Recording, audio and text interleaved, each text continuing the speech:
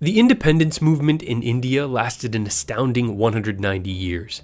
First, revolutionaries had to free themselves from the powerful East India Company, then take on the British Empire. After making massive contributions to the British victories in both world wars, the Indian people were growing increasingly frustrated at their second-class status. By 1920, a lawyer named Mahatma Gandhi had emerged as one of the most influential leaders in the history of the world.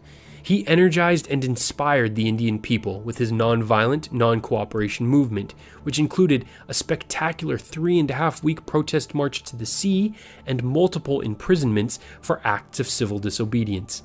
Decades passed, but after the Labour Party was victorious in the 1945 British parliamentary elections, a new stance toward India was adopted, allowing for India to negotiate its independence in the summer of 1947.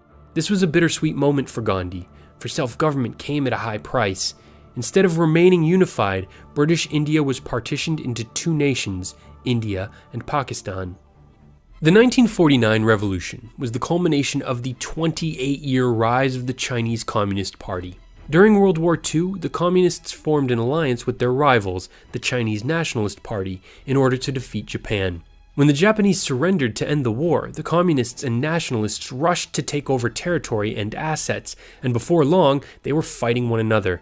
Since the Nationalists controlled the government, they had superior numbers and commanded the Air Force, but the Communists, led by their chairman Mao Zedong, were better organized. Before long, the Communists began piling up military victories, bringing more and more cities under their control. By August 1948, inflation had reached extreme levels, and soon the cities of Suzhou, Tianjin, Beijing, and the then capital Nanjing all fell into communist hands. Defeated, the nationalists took the Air Force, Navy, and most of the government's gold reserves and re-established itself on the island of Taiwan. In control of the mainland, Mao declared Beijing the capital of the newly established People's Republic of China, which he ruled for 27 years as an autocrat until his death in 1976.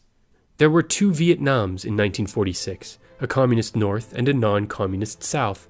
After fighting an 8-year war of independence with the French, the ceasefire terms awarded freedom for the North, the Communist Democratic Republic of Vietnam. Egypt's monarchy was overthrown in 1952 in favor of a republic led by the charismatic army officer Gamal Abdel Nasser. The revolution was committed to the establishment of a single Arab state, which achieved some success by briefly merging with Syria into one country, but that joint state and that idea ultimately failed. Fidel Castro and his brother Raúl led an armed revolt against the dictatorship of President Fulgencio Batista, who they eventually ousted in 1959. The Castros replaced Batista's pro-American government with a communist regime that's still in power today. After the movement for Algerian independence began during the First World War, France promised to eventually grant the North African nation its independence. The Algerians were patient and tried to win their freedom through peaceful means. However, when they protested, they were met with violence and endured massacres that killed as many as 40,000 people. In October 1954, an uprising spread quickly throughout the country. The French reaction was forceful and extreme.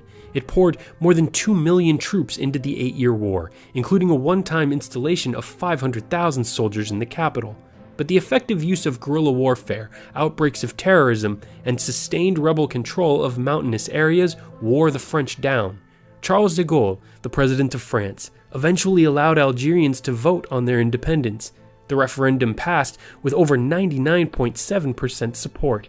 The Algerian Revolution was an important decolonization war and led to the loss of French prestige abroad. The Derg is the short name for the military council that took power in Ethiopia after the fall of Emperor Haile Selassie. To impose its will, the communist Derg executed and imprisoned tens of thousands of opponents without trial.